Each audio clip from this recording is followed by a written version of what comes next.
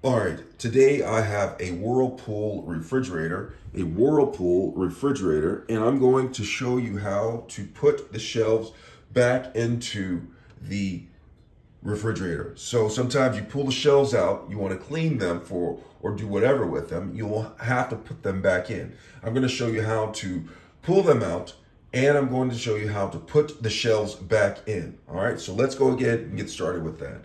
So I'm going to come down here. We're going to do the demonstration on this lower shelf right here.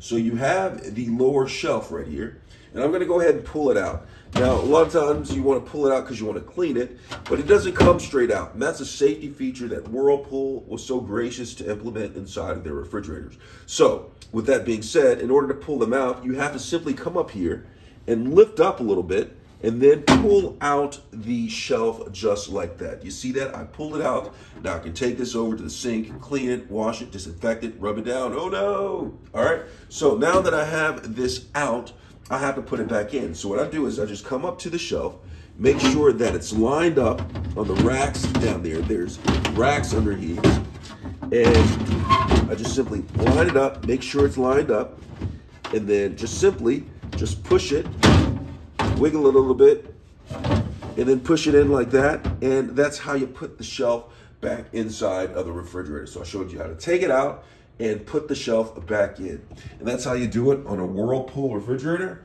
I hope that this is helpful. Thanks a lot for watching.